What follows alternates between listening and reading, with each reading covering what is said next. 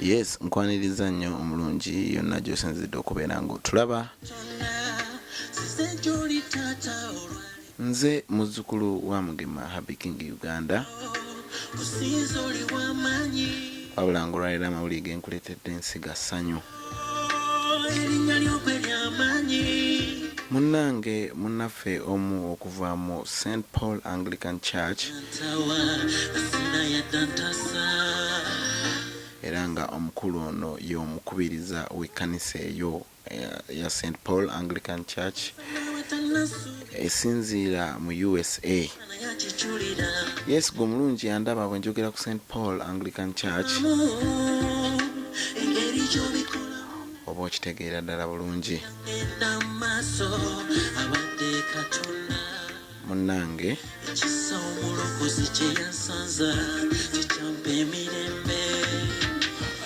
olugendo luno lwolaba twolekera munnange omukubiriza w'ekkanisa eyo yafiiriddwako omuntu we omulungi ennyo, maama, jjajja, omukuza, ate nga nsi ye yekka wabula n'ekkanisa yonna wamu, ekkanisa yonna okutwalize wamu. Kale munnange bagamba tolina ngeri gy'oyinza kusasula muntu alina kyamaanyi kye yali akukoleddeko, wabula bwe tutyo tusazeewo obukeeza enkokola twolekere wadde akaseera kabadde kakazigizigi, enkuba etusumbiye mu lugendo lwaffe, naye era lazima tetulemereddwa, tusazeewo twolekere olugendo lw'okwerekerako omubiri gw'omukyala Margaret Nansubuga. Omulungi atulaba nkwaniriza nnyo wano ku Happy King Media Uganda. Nze Happy King Uganda muzzukulu wa Mugema. Olwaleero tusinzidde ekisoga eno ekitundu bakita mu Luga. Yatuddeko omukyala Nansubuga Margaret. Omukyala ono abadde mukulukulu nga yazaalibwa omwaka gwa 1928 omwezi ogwokuna. Ankiikiridde aba St. Paul Anglican Church USAO kitalo nnyo mukubirizi w'ekkanisa eyo yafiiriddwako omukyalo ono.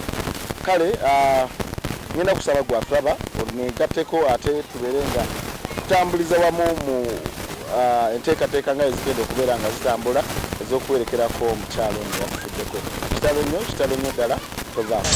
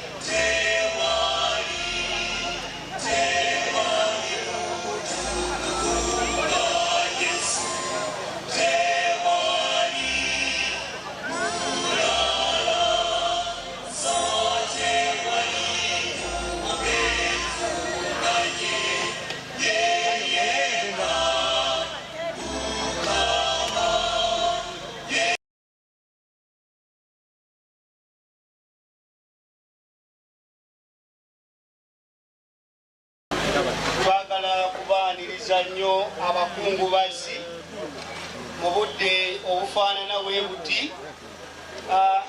Pologulaamu twagala tugitandike bulungi, abagabula bakoze bulungi bagende mu maaso naye nga bongeramu ka sipiidi.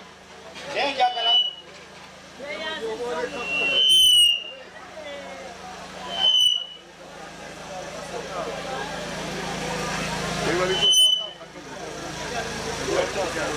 omukulu MC waali naye nze njagala kulungamya byange nga we byagala.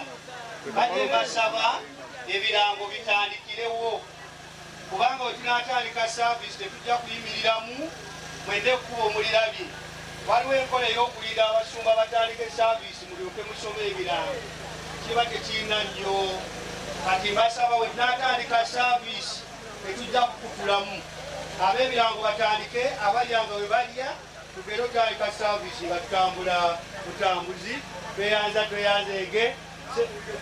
N'aboogezi bonna boogere wano, we tunatandika tetujja kukutulamu kuba waayo okwo. Kati byonna bitambule bulungi. Sebo MC webale nnyo, webale ddala, tusanyuse okulaba. Tusanyuse nnyo muganda Ssabadingole abategeezezza obudde amategeeza nti jjo mu church Ssabadingole bwe atukuutira nti bw'atuuka agala nnyo agoberere puroguramu ekwanye tukitegese. Sebo muganda waffe tusanyuse okulaba Ssabadingole. Twagala okwaniriza mwenna abantu ba Katonda mwenna abatuuse okuva e Kamuli, Bunnamwaya, okuva e Kabembe, mwenna tubaaniriza nnyo olw'okujja kusiibula mukadde waffe maama jjajja senga mukadde waffe omusumba tusanyuse nnyo okulaba. Obubaka nabategeezezza nti batugambye tugenda kubanga tugenda mu kwogera nga bwetusoma obubaka. Abaana nja mbasaba musembere wano, muveeyo mwenna gye muli. Abaana mwenna mbasaba musembere, abazzukulu musembere. Abaana mwenna gye muli mbasaba muveeyo gye muli mujje wano. Saalongo Kirinyi ne ttiimu yo mbasaba musembere wano. Kati muveeyo mujje ettiimu yo. Abazzukulu mwenna nammwe naali basabye musembere eno. Abazzukulu mwenna mbasaba musembere eno muveeyo eyo gye muli.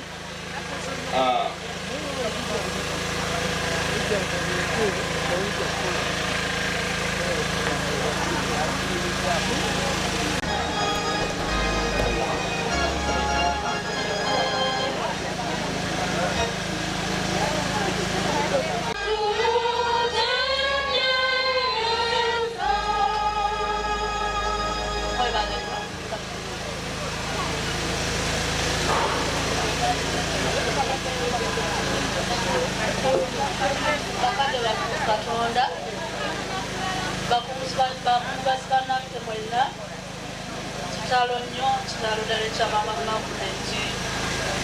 Ffe tuvudde mu kanisa y'Ennyanama, Ennyanama Church of Uganda, mu busumba bw'e Bunnamwaya, mu busaabadiikoni bw'e Nateete, mu bulabizo bw'e Namirembe. Kanaffe tuzze okusiibula ku maama olw'emirimu gye yakolera ekibiina kya CWA. Maama ono alwanye okulwana okulungi, kale naffe tumusaaliddwa nnyo, naye nga mu byonna twebaza Katonda, twebaza abaana, mwebale kulabira maama. Twebaza abakadde baffe bonna abe mu Katonda olw'okujjanga okusabira ku maama, mwebale nnyo, mwebalire ddala. Tumanyi nga tukkiriza nti maama alwanye okulwana okulungi era olugendo lwalutuusizza. Naffe tumusiibula mu linnya lya kitaffe n'omwana nga buva eri maama Margaret Nantale atuuse okwebaza ennyo omusumba w'obusumba bw'Empumu, omubuulizi, abakristaayo, abayimbi abatuyimbidde ekiro, abatubeesezza obudde paka okukya. Ate nebaza n'omukadde waffe omusumba ne Ssabadiikoni olw'okubeerawo nga tusiibula maama mu kkanisa. Yeebazizza maama Margaret Nantale ate nga yemukubiriza w'obusumba obwo.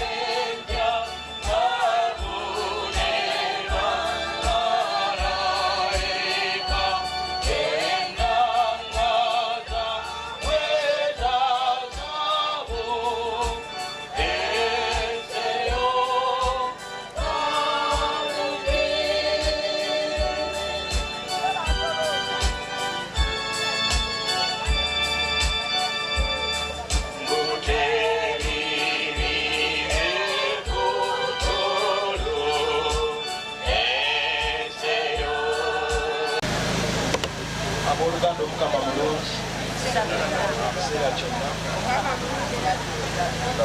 Uganda yituze okwebaza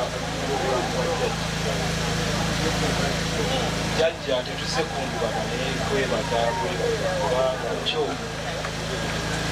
kwebaze nga bwe kiri nze lwabazzukulu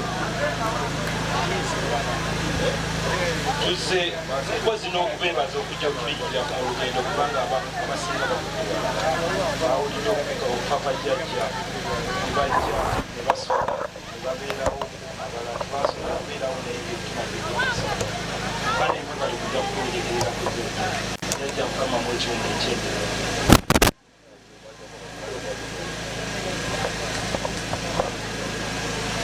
bakiyinza maaso ga kamera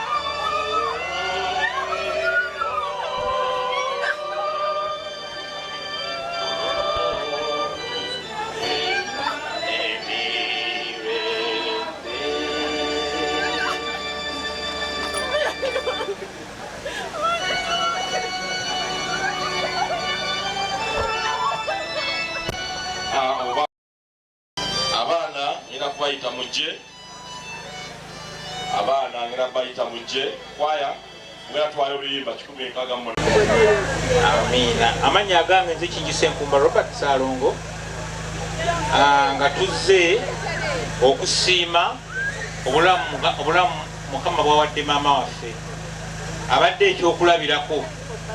Omanyi abantu abasinga bagenda bagamba mbu omufu tebamwogerako bibi, naye weewaawo onoonya ekibi kyoyogera ku maama ono nekikubula. Ayogedde obwomu amaga naye bwe bibanga ebibi bye yakola mu nsi muno ku 10 asobola okuba nga yaweza 9 ebirungi ebyobwereere. Kubanga ne Mukama waffe Yesu yagamba okusaba obutakoowa kubanga tutambulira bibiri.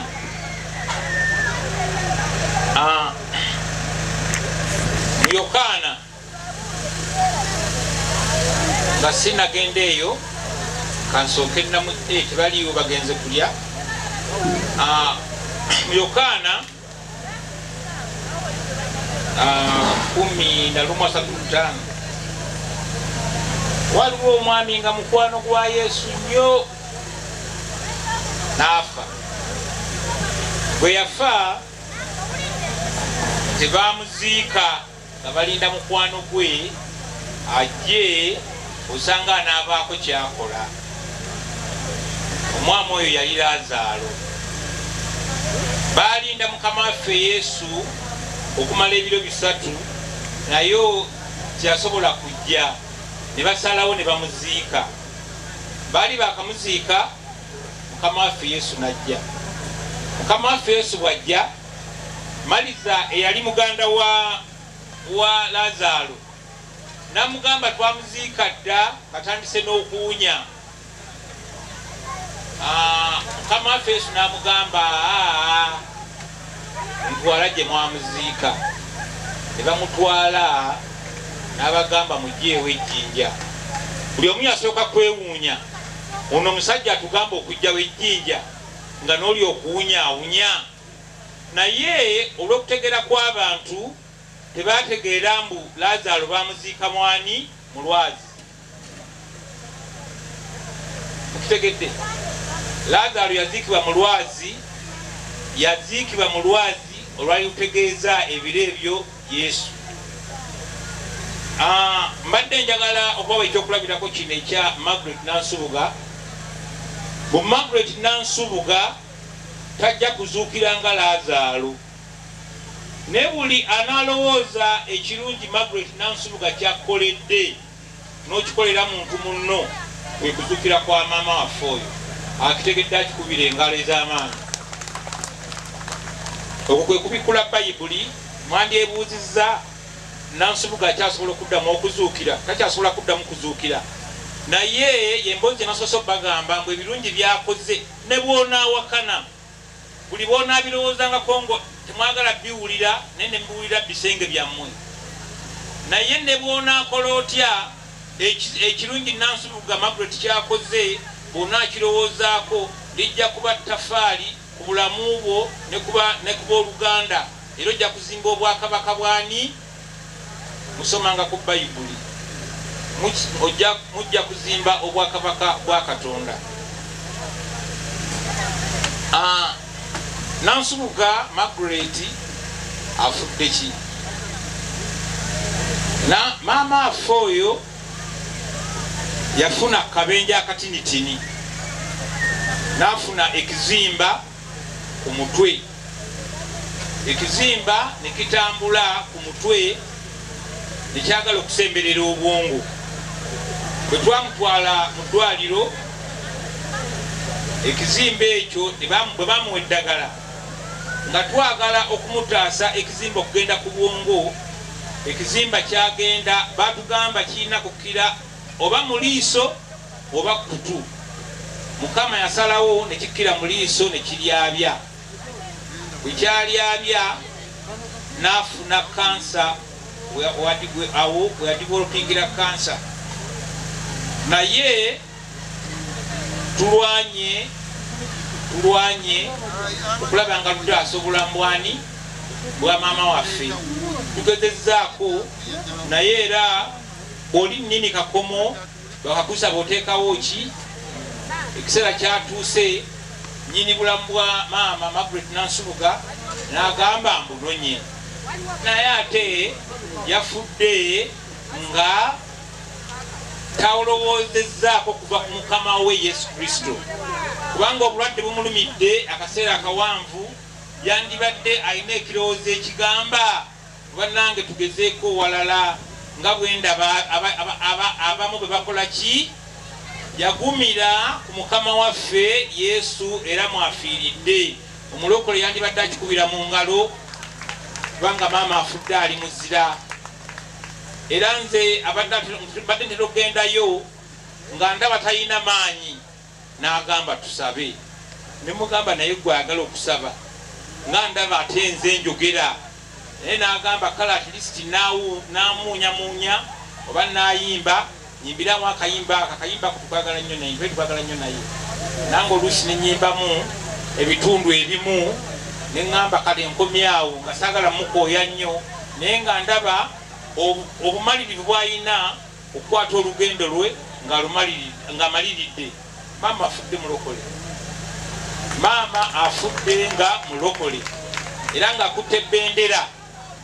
Kyemusabira agenda akuwolereze, naffe batukendeereze ku bibi byaffe okutambulira. Twego okubadde okwogera kwange ku bimpimpi bye mmanyi ku maama Margaret Nansubuga.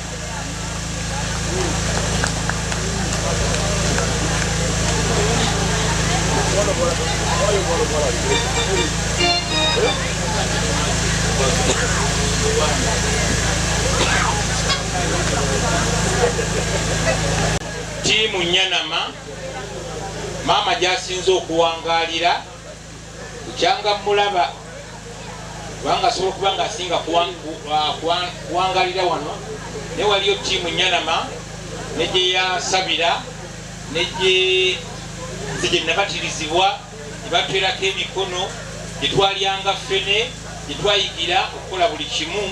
Tiimu Nyanama nandyagadde muwubire ku bantu mwebale kujja ate mutamwerabira kubanga maama abadde ng'ekkovu buli we yayita yalekawo mukululo. Nzirako gyabadde era Omukama gyamutwalidde emukono ekabembe webali naye ndooza bakyali akamere.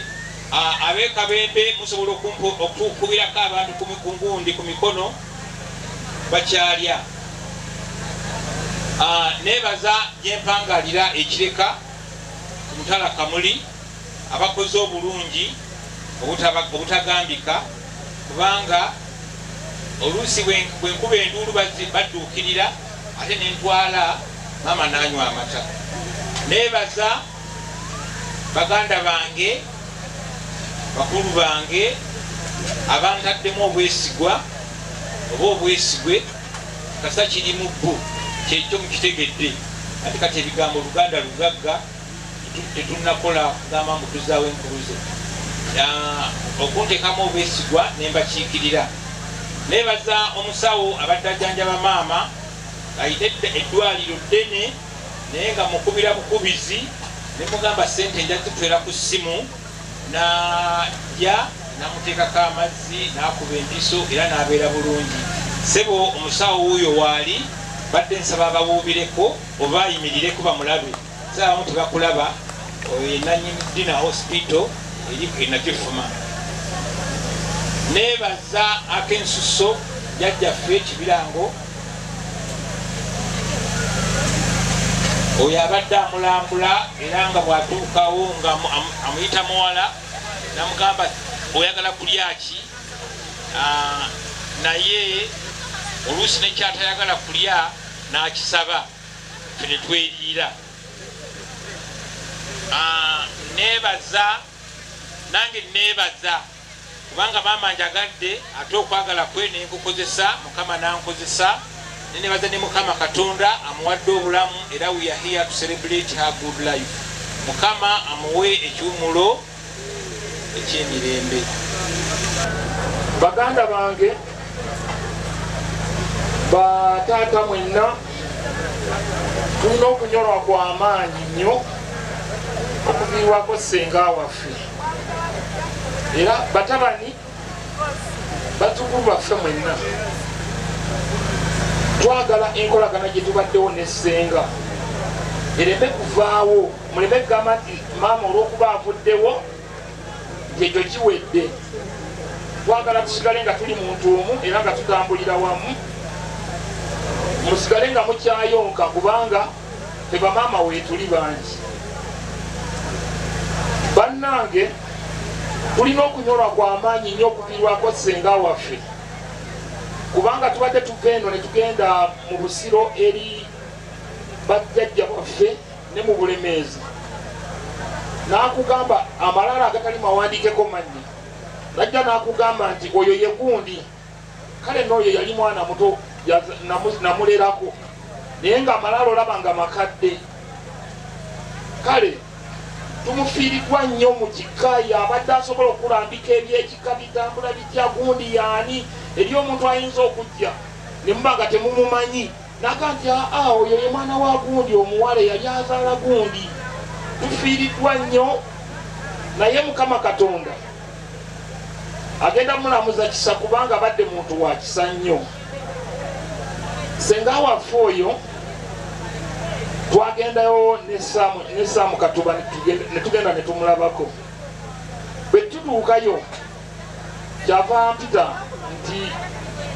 nti wafuuka muganda wange nti ye nemereddwa omukono ngujje ku miti kwe mbadde nkutte kati ngutaddemu nnanda essaawa yonna ekintu kintwala konze Ssenga ne mugaa Ssenga guma ekyombo gwakikulembedde tokiwunjula wunyi. N'agamba nti wabula kye mulina okukola munsabire busabizi Saala tewakyali kyesitalabye. Abazzukulu mbalabye buli kimu nkirabye, buli kirungi nkirabye n'ekibi. Kale mwekwase nnyo Katonda ngenda kubampulira obulamu bugenda naye balekedde mbagamba nti mubeere nnyo mwekwase mutambulire mu Katonda mujja sobola okutwaza eryato nga lyembaddemu ery'obuwangaazi.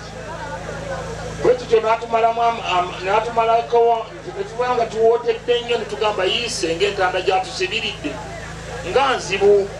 Alagira ddala nti ye ensi yaffe agenda givaamu, naye nina essanyu lingi nnyo kubanga senga abadde ajjanjabiddwako, abadde wa mukwano nnyo n'abantu, buli kimu akitulaze. Tusaba busabi Katonda amulamuze kisa. Bannange senga waffe ono yazaalibwa 1928 era afudde alina emyaka 93. Kale naffe buli abadde atuukayo tubadde tumugamba nti asenga waakiri mpaako emyaka 8 kuje nina mpezeyo 8 ko ye nti onoosobola, naye tujja kuwaza. Mukama abawa omukisa. Bassebo ne bannyabo, abakungubazi mwena abazze wano olwaleero, nsooka okwaniriza mwenna nga bwe muzze, nga nyimiridde wano mu maaso gammwe mukkirize mbatuuseeko obubaka buno obuvudde mu nnyumba eno gye nkulira eya jjajjaffe Ngabezaaya Ssaalongo Katuba Kanyike George William ge mannya gange. Nzaalibwa taata eyeebase Emmanuel Mukasa Kizito ebulemeezi Kikunyu Sseetanga ky'ekyalo. Ndi muzzukulu wa Yokana Katuba eyeebase Ekikunyu Sseeta Bulemeezi. Ndi muzzukulu wa Eridani Musajja Wazza eyeebase wano wendi era omugenda okulaba. Ndi muzzukulu wa Blas Kawase eyeebase Zimuddi mu Busiro. Nze nkulira ennyumba mwe tuli. Tuva mu luggya lwa Sseddunga e Mawale. Tuva mu lunyiriri lwa Kibero Sserajja okwota mu mutuba gwa ttaka Kayiba Entebbe. Tuli bazzukulu ba Mugula Desiga owakasolyo waffe abeera Gabunga. Omuziro gwaffe gwa Mmamba era gugamba talya mmamba amazzi akola ki? Ak'emmamba bwe kawuga ne kava mu mazzi ne kadda ku lukalu ne kabbira ne kayingira ne kawuga. Obuzadde obwange obw'omukyala anzaala maama akyaliwo kamala okuwandagala mala omwogerako. Maama wange ye Teddy Nakintu yeddirango. Maama kkiriza oyimuka abantu bakulengere kusitukako. Maama oyo awezezza emyaka 84 egy'obukulu. Omuzzukulu wa Muteesaasira e Buteesaasira. Ffe tuli basajja ba Kabaka era ffe tukubira empingu ya Kabaka ab'Emmamba. N'olw'ensonga eyo bamutudde wano mulimu basajja obukuumi obw'enjawulo mwabufunye dda twabaawo n'omu aterebuka. Obukuumi bwa Mukama obumaze okubaawo n'atuwa amaanyi naffe tubakuume mubeere bakkakkamu. Nyongera okwebaza mu ngeri enjawulo bakama baffe abali ebyemwoyo Mukama yabatukwasa naga mugende mu balunde namwe muzire mutulunda mulunze senga waffe mulamu namwe muzire mukumuwerekera mwebale kujja senga badde basinye bandibaniriza n'engalo naye tebayise nazo. Nyongera okwebaza mwenna abooluganda ab'emikwano ab'okumpi n'ewala abasobodde okutindigga okusinziira ku busobozi bwo. Bangi bajidde mu nnyonyi abalala ku maato abadde ku mamotoka ku bugaali mwenna mutuuse naye kozesezza ebigere wazze mwenna mbeebaza mwebale kujja okubuweesa omukolo guno ki ekitiibwa. Senga temubaddewo kyenga ntwatu batulengejjedde bwereere okuteekateeka okwerekera jjajja senga waffe. Mwebale nnyo mwebale eddala. Nkimanyi nti enduulu we zivuga wabaawo embeera embi. Okufa kuno senga kwafudde kano kagamba kuva gyendi. Si mukitwala ng'abalowooza nti nno kibonerezo. Wabula tteeka kuba byawandika bino by'amagezi kyali kyogerwako olaba ne mukama waffe yakulegako neffe baani tulina okufa teweebuuza nnyo oyinza okulanga oli munene ŋŋanze oba toli munene tofaayo naawe mukama bwatyo byakukola oyinza okuba ng'oli muwanvu ŋŋanzi ne bato bange ne bakulu bange bonna banene batonda tukola nga tuli balamu tuli banene bwetyo tofaayo naye teweeyibaala naawe kano osobola okukalokola ki okukalekako bw'aba Lukayi yabyogera ng'abayigirizwa bali batambula naye ne balaba ekizimbe oba ekalo oba ekkanisa oba omuzigiti nga gwanyirira ne bamugamba bannange guno nga gwanyirira nnyo ne bagunyiriza nabagamba temwewuunya ekiseera kirituuka buli jjinja eryawo ne lisiguukulwa netulaseka jjinja kulinaalyo ne bamugamba muyigirizwa ekyo kiribaawo ddi n'abagamba mwegendereze byo nga tebinnabaawo bino biribaawo obwakabaka bulisitukira mu bonnaabo ensi zirumba zinnewaazo abamu kuba emikwano abolugano bali bawaayo naye tewaliba n'omu ku mwavaako lubiri wadde olumu okusinza kukkiriza kwali balina naawe ali wano yaniriza kyonna mukama gy'aba akoze eki era beera ng'otambula omanyi ekisabo kinaba kituuse tujja kukwaniza n'okuwerekera ng'ono bw'atambudde nyongera okwebaza buli yenna ayina kyakutte mu busobozi bwe nobako kyotukola wadde waliwo abatono besijja kwerabira naye nja kusaba muvubuka wange ojje wano waliwo abatonotono begera okuyisaamuko mukkirize mbayiseemukko nga mbeebaza olw'ebyo ebirungi eby'amaanyi bye mutukoledde mwebale nnyo mwebale ddala mwenna sijja kusobola bamalayo naye abatono nga bwe mumanyi ekitalekeka mukkirize nkyogera okadakika ntono mbaniriza mwenna abakungubazi abaze okwerekera jjajja waffe era amanyi agange nze mugula Kenneth Nsubuga mutabani w'omugenzi Edward Nsubuga kaakati okwebaza kwe tulina tutuuse okwebaza eri Sebufu William ne banne bonna bamuyambeko abali mu America batuwadde contribution yabadde ya miliyoni 4 abazzukulu ba Kiwanuka ne batuwa contribution ya miliyoni 1.5 Uncle Julius n'atuwa emiliyoni 1 Uncle William musajja waza n'atuwa emiliyoni 1 senga Nancho owe UK n'atuwa emitwalo 5 senga Namutebi owe Sweden n'atuwa emitwalo 3 Uncle Sam Katulwa n'atuwa emitwalo 2 Kennedy yatuwadde emitwalo 5 Mukobone n'atuwa emitwalo 2 Mukobuzu n'atuwa emitwalo 5 Kiziri owe South Africa n'atuwa emitwalo 10 Salongo owe Bulemezi n'atuwa emitwalo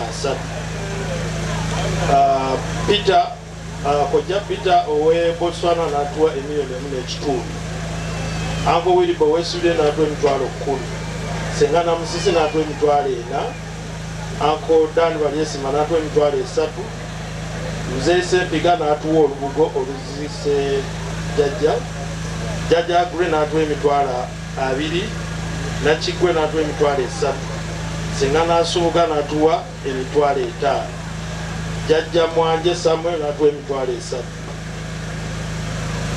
Mukojjuma yatuwadde akasawo k'omuceere Salongo Kavuma n'atuwa emitwalo 2 Nyana Church of Uganda 18 n'asomera empumu n'amaliriza mu junior ey'omukaaga n'atandika okukola ng'akolera mu bufumbo obwerayina ke yeekoledde okuziikibwa kubadde kulungi nga bwe kyetaagisa bumujja okukiraba era n'okufaako mwategedde olumba olwamukoze eki nja kubagamba ebigambo bino sinze nabyogera naye tetwerabira nkubijjukanya buli ali wano muntu ebigambo bino bikujjukizenga yabyogera bwe naba mbimaliriza obiddamu nga gwogamba nti mwoyo abagumyenga abajjukizenga muyagalanenga mutabaganenga ngambye ntya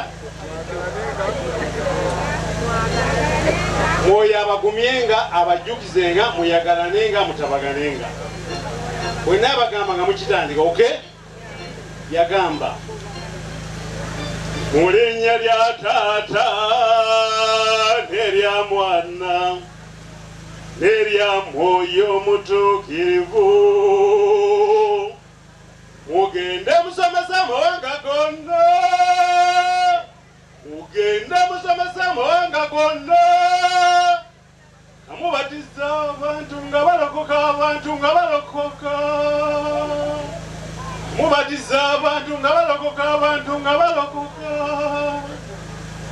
mubuulira abatonde evanjiri eno yeddembe evanjiri eno yeddembe ngenda nsibula nze okudda gye nava ngenda tabuli ndaba ewasebo tutandike mwoyo mwoyo abagumye nga bwokwata muno mukondeko mubongeko bubozi mwoyo abagumye nga abajjukize nga mwoyagananenga mutabaganenga mwoyo abagumye nga abajjukize nga mwoyagalanenga mutabaganenga mwoyo abagumye nga abajjukize nga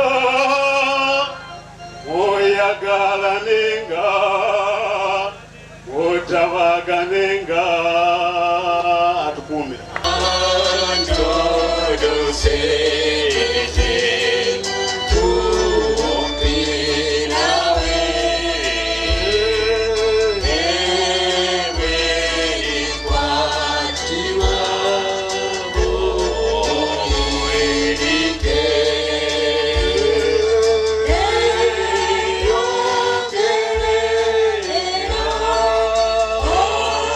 Okay.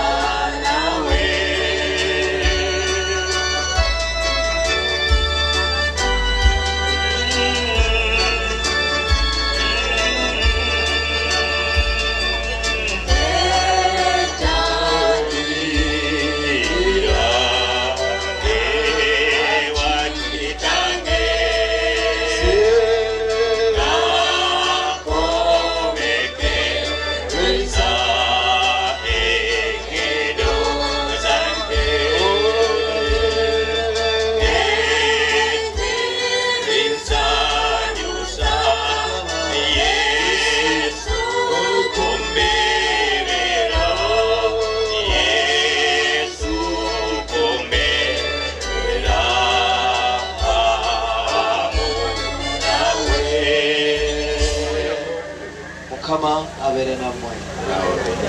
Bassebo ne bannyabo njagala kukola okulabula kuno tugezezaako okukola ekisinga okuba ekirungi ne tugumiikiriza byonna bikolebwe.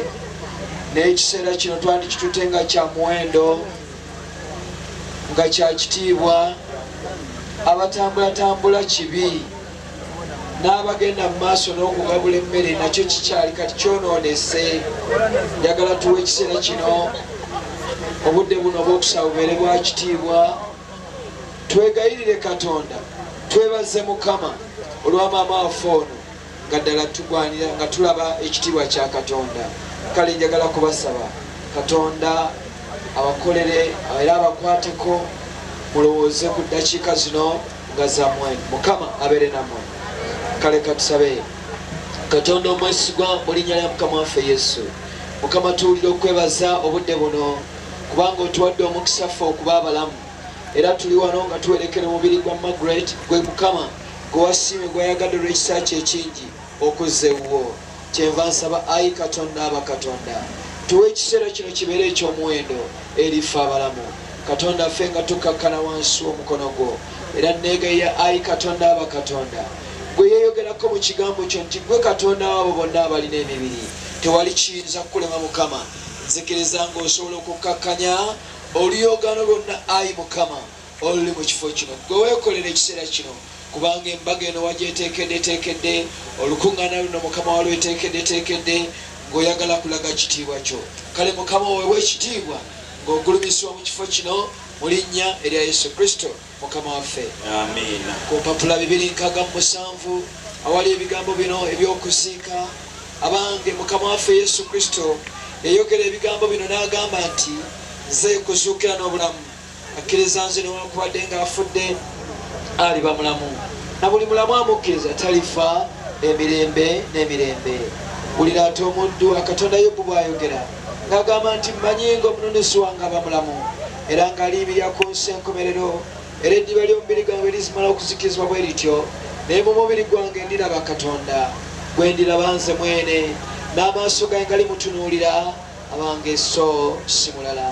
Muwulire Pawulo bw'atugumya ng'atutegeeza bbaluwa ya Timoseewo n'agamba nti abaagalwa tetwaleeta kintu ku nsi kubanga era tetuyinza kuggyako kintu.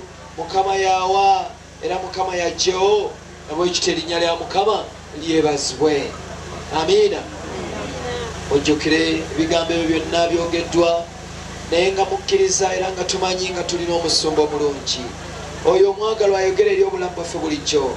Nzikiriza nga Zabbuli eya 23 muddu wa Katonda Dawudi bwe yayimba bwe yayogera yayongera okunyweza okukkiriza kweri Katonda. Munneegatteko tunyweze Zabbuli emitima gyaffe mu bulamu bwaffe nga tukkiriza nga tulina omusumba omulungi oyo abeerawo mu buli mbeera nga tugamba nyumba wange seetaagenga angalamiza mu ddundiro ly'omuddo omuto antwala ku mabbali ag'amazzi amateefu akomya emmeeme yange annunga mu makubo ag'obutukuvu ku lw'erinnya lye era newankubadde ng'ata mu kyombo eky'ekisiikizo eky'olumbe siritya kabi konna kubanga gw'oli nange olugalo n'omugongo bye binsanyusa onteekerateekera emmeeza mu maaso galo gange onsiiza amafuta ku mutwe ekikompe kyankiiwa obulungi n'ekisaate birimenga genda nange ennaku zonna ez'obulamu bwange nange naatulanga mu nnyumba y'Omukama okutuusa ku nnaku ewalako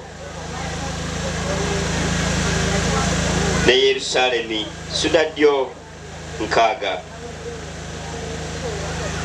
ne banyumya bokka na bokka ebyo byonna ebibaddewo. Awo olwatuuka baali nga banyumya nga beemulugunya Yesu yennyini n'abasemberera n'agenda awamu nabo naye amaaso gaabwe ne gaziba baleme okumutegeera. N'abagamba nti bigambo ki bye mubuuzaganya nga mutambula? Ne bayimirira nga beetowadde. Awo omu ku bo erinnya lye Kilopa n'addamu n'amugamba nti gwe osula wekka mu Yerusaalemi atamanyi ebyabaamu ennaku zino? N'amugamba nti bigambo ki? ne bamugamba nti ebya Mukama ebya Yesu Omunazaalesi eyali nabbi ow'amaanyi mu bye yakolanga ne byayogeranga mu maaso ga Katonda n'ag'abantu bonna. Ne bakabona abakulu n'abakungu baffe bwe baamuwaayo okumusalira omusango ogw'okumutta ne bamukomerera. Naye ffe twali tusuubira nti ye alinunula Isirayiri. Ate ne ku bino byonna ero zino ennaku 3 ebigambo bino kasookedde bibaawo. Era n'abakazi abamu ab'ewaffe abaatuuniikiriza abaakedde okugenda ku ntaana bwe bataasanzeeyo mulambo gwe ne bajja ne bagamba nti balabye okwolesebwa kwa malayika abagambye nti mulamu. N'abamu ku bo ababadde naffe bagenze ku ntaana ne basanga bwe batyo ng'abakazi bwe babagambye, naye ne batamulaba. Kale ye n'abagamba nti mmwe basirusiru abagayaavu mu mitima okukkiriza byonna bannabbi bye baayogeranga. Tekyagwanira Kristo okubonyaabonyezebwa ebyo alyoke ayingire mu kitiibwa kye. N'asookera ku Musa ne ku bannabbi bonna n'abategeeza ku byawandiikibwa ebyo byonna ebyawandiikirwa ye. Ne basembera okumpi n'embuga gye baali bagenda, ye n'abanga abayisa okugenda mu maaso. Ne bamuwaliriza nga bamugamba nti tuula naffe kubanga obudde bugenda kuwungeera n'enjuba egoloobye. Kaakano n'ayingira n'atuula nabo.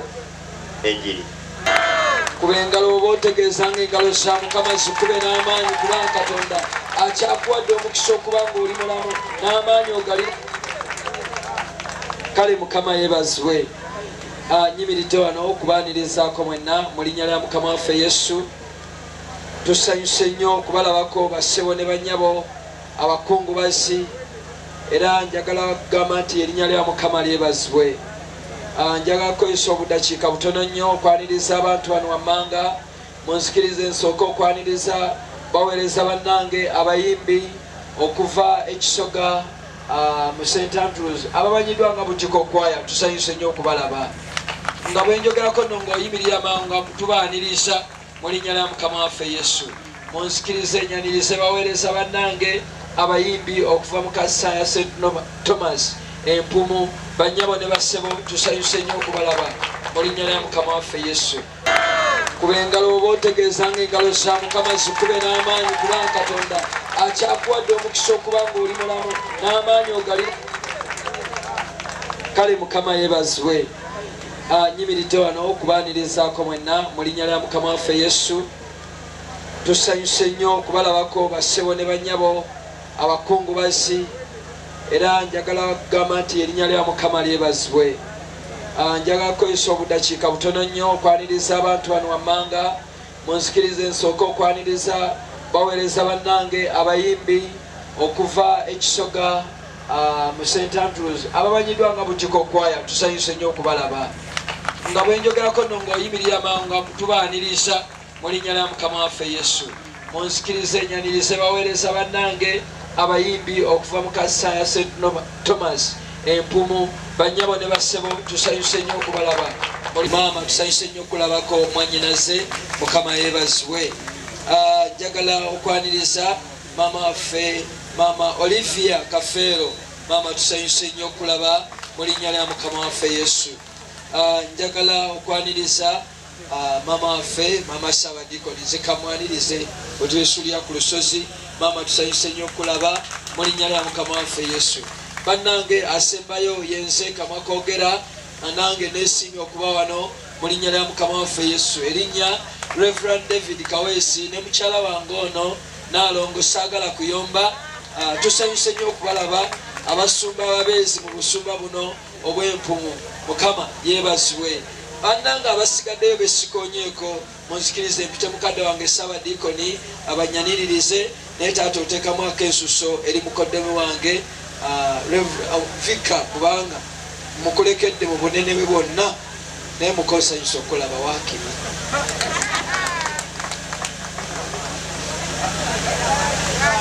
Mukama yeebazibwe nnyo neyanza nnyo ssebo omusumba mubeezi abooluganda. Mukama yeebazibwe. Njagala kubakulisaayo olunaku lwajjo wadde sinayaniriza gye twabadde mu kusinza okulunaku lw'eggulo mu kkanisa nga tusiibula Maama Margaret ono Nansubuga ow'Emmamba. Mukama yeebazibwe ne byonna ebyabaddewo. Munzikirize mu kiseera kino okwaniriza abakulu abalala bonna abatayanirizibwa be bandekedde. Njagala kusooka okwaniriza mukadde waffe Provost wa Lutikko ate nga azze mu linnya ly'omulabirizi w'obulabirizi buno. Mukama yeebazibwe nnyo. Mujja kumulaba kubeera yagenda okugabana naffe. Njagala kwaniriza muganda wange Venerable Godfrey Sengendo. Ono ye baaba wange bwe banaamala omutuuza nange balyoka bantuuza si weewaawo. Ssaabadiikoni we Nasuuti muwongereko obugalo. Njagala kwaniriza mukoddomi wa munnange ate nze mutabani wange yakuwa ekkanzu Aviika wa Lutikko Reverend Eddie Muyomba. Mukama waffe yeebazibwe. Njagala kwaniriza bakansalaza abaliwo bakansala abalonde n'abavaako mutuwuubireko buwuzi sijja kumenya kinoomu. Mukama yeebazibwe. Njagala kwaniriza abantu ba famire eno. Njagala kwaniriza abantu ba famire oba kinnababiye se omukadde waffe Provost nsaba okweyanza ennyo ayera okwaniriza se mu linnya ly'omulabirizi ozze okulemberamu omukolo guno ogw'okwerekera Maama Margaret ono Nansubuga mu ngeri ey'enjawulo. Sebo olunaku lw'eggulo ku ssaawa 2 ez'ekiro nafunye essimu okuva ewa Reverend Michael Kafeero Vicar wa St. Paul's Church. Erinnya lino akyalisomesa liri Waltham, Boston mu USA. Era maama nga waali wano ojja kunzikiriza ssebo alina ebintu bye yatusabye kubanga omu ku baana abazaale ba wano muganda waffe Ssebuufu yamukubiriza mu kkanisa eyo eri. Era bo bakoze jo twabadde tukola saavisi eno mu kkanisa nga nabo bakola eri ey'okusiibula maama ono. Era nzikiriza n'essaawa eno nabo batudde eri bagobera saavisi eno mukadde wange nga bwetambula. N'ekyenjawulo ssebo Provost ekkanisa eyo eya St. Paul etuyambye nnyo wano mu busumba bwo obw'empumu mu kkanisa eri nga ku nnyanja bagiyita Terere ssebo. Bamaze okukola program etuumiddwa Terere Project egenda okukyusa ekyalo ekyo kifaananeko ne Boston ssebo. Era bagenda kusooka okuzimba ekkanisa ey'omulembe ennyo. Omusingi evunika erigenda kutemebwa kusimu evunika erigenda kutemebwa ng'ennaku z'omwezi 2 January. Mukadde wange gurupu eyo nange evudde mu Boston okujja okulaba omulimu ogwo. N'olw'ensonga eyo batukoze bulungi kubanga tugenda fuuka kibuga. Era sebe ekkanisa eyo bw'oliba osiimye mukadde wange baasaba etuumibwe St. Paul's Church, Waltham, Boston, Terere, Mukono Diocese. Yegenda okusinga okubeera n'amannya amagi. Abeepu mwali kubye nnyo mu ngalo kubanga mufunye ekibiina ekinene nnyo. Naye nange nali simanyi nti omwana w'eno ye mukubiriza waawa kuba ate be mbadde mpuliziganye nnyo nabo abadde taliimu. Era baatulondedde ssebo Ssentebe Mulamba akulira pulojekiti eyo Mwami Kavuma ali eri. Tuwuliziganya nnyo naye bagenda tuzimbira ekkanisa eri mu bukadde na bukadde bwa ssente, eri mu 10 na 10 bya ssente. N'olw'ensonga eyo bw'ojja mukadde waffe okulembera saavisi eno twesiimye era twesiimidde ddala.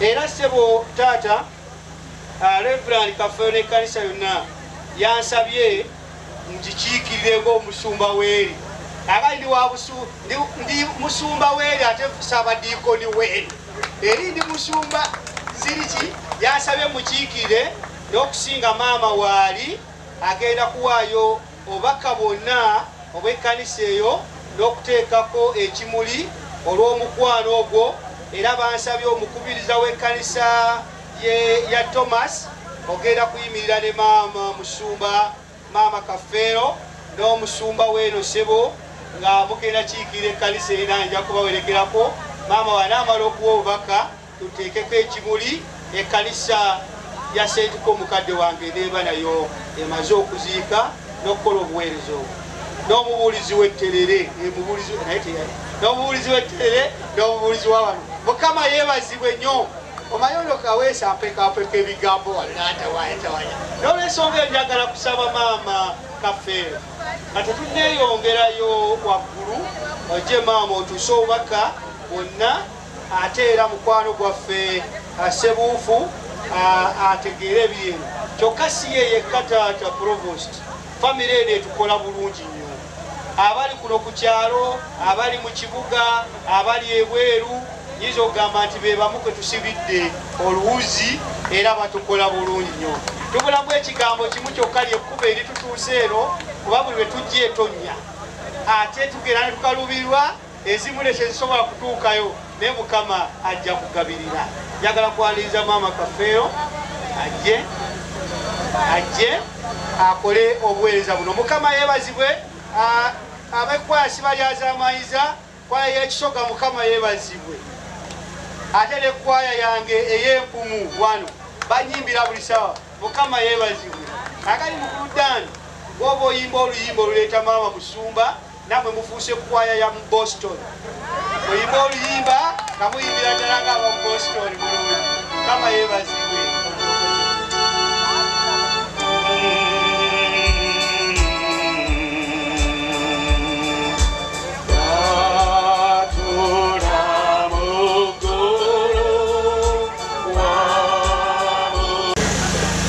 twebaza Katonda olw'olunaku luno olulungi Mukama lwatuwadde taata Provost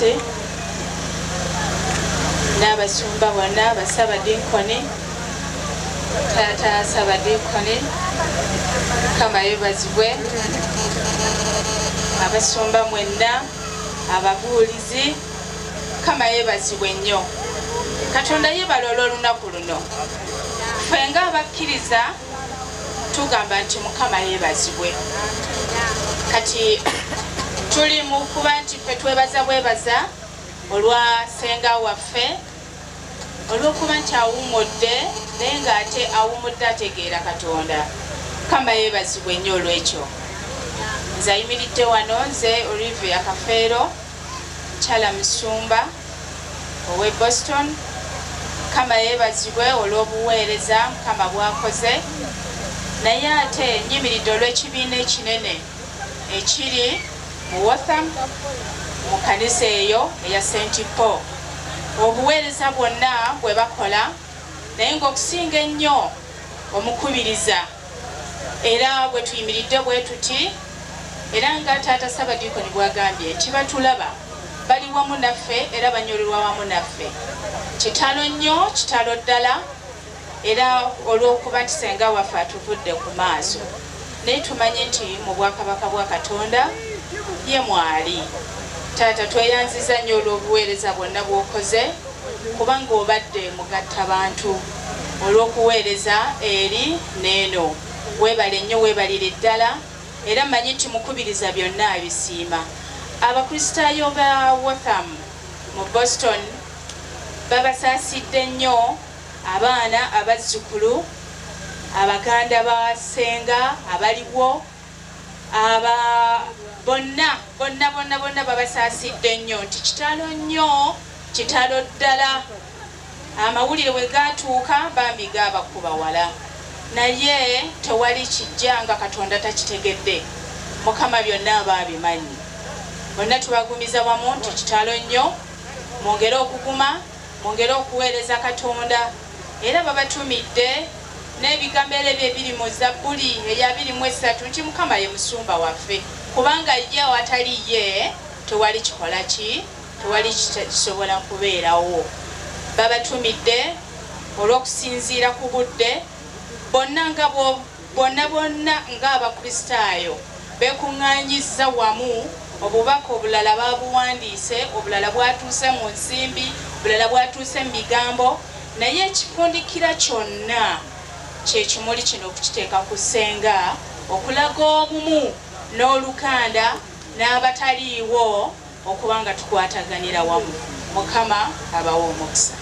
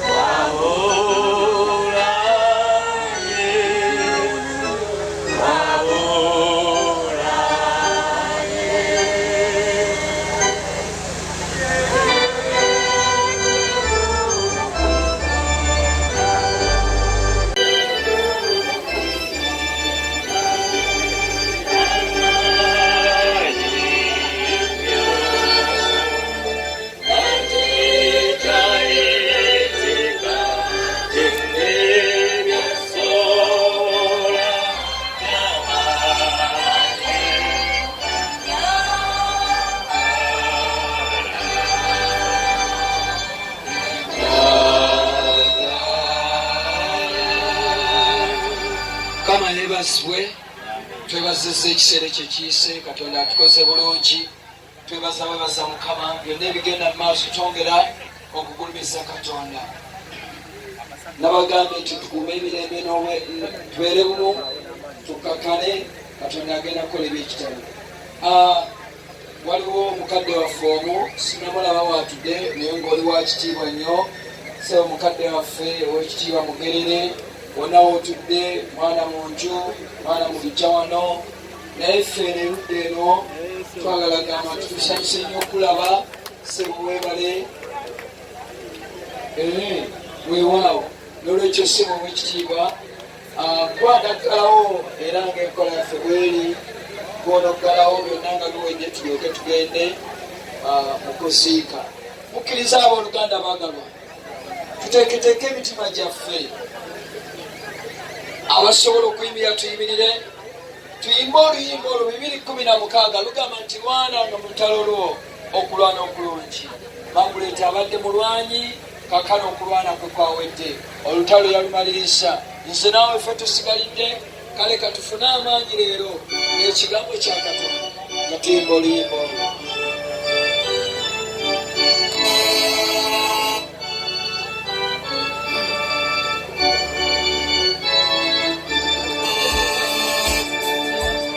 Atavuddeemu ng'atabadde wa muwendo. Tukwebaza nno olw'obulamu bwe Mukama. Kama ennaku ze wamuteekerateekera ozimuwadde. Kasanyuke twebaze kubanga awangudde.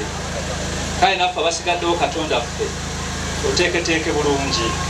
Twemba nkusaba oyogere Kama ng'oyita mu nze eri ekibiina kino Katonda ffe n'okusinga byonna Mama Maguleeta ono takyalina kyawulira. Twebawadde omukisa okulya ebigambo bino kabibeere ensigo ennamu. Bimerere muffe tukule ate bibala ebibala n'ebibala bibeerewo tukwesenga ekitiibwa n'ettendo ennaku zonna mu Kristo Yesu Mukama waffe. Amiina.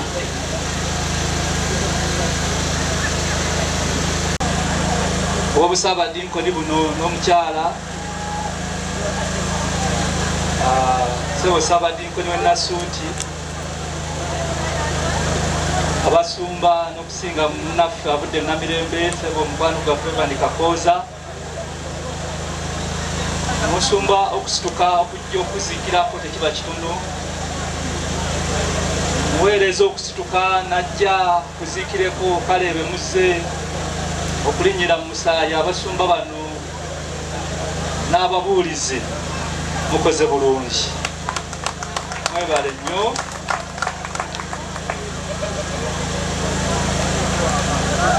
Amannya gange kubanga temugamanyidde kangaddemu abamu mwagerabidde dda kuba nako si mangu nnyo. The Reverend Canon Enosi Kitto Kagodo kale erikwanguyira lyokwaga. Ab'ennyumba eno mwenna njagala kutuusa obubaka obw'okusaasira okuva wa mukadde waffe omulabirizi the Right Reverend James William Sebagala gye muli olw'okufiirwa kuno. Mukadde waffe abasaasidde nnyo olw'okufiirwa Senga Margaret ono awummudde, era asaasidde nnyo mukwano gwe omukubiriza oyo Mwami Busuulwa, Mwami Sebuufu Musaasire, Mwami Sebuufu ow'e Boston. Omulabirizi babadde agenda ebweru, omukubiriza ono n'omusumba Reverend Michael Kafeero ng'ebakulemberamu obugenyi bwe n'enteekateeka yonna. Kale mukubireeko Mwami Sebuufu mu ngalo. Sebo omulabirizi akusaasidde era n'akugumya n'ekibiina kyonna wamu n'omusumba ng'emuweereza obaka mbuulidde Saabadinkoni ono omusumba w'e Boston atuula Empumu nga bw'ayogedde obubaka obwo busiimwa nnyo n'emirimu gyonna. Mwebale buteerabiraka kubanga temukoze Mpumu yokka n'obulabirizi bwonna, sebo omukubiriza mubugasizza.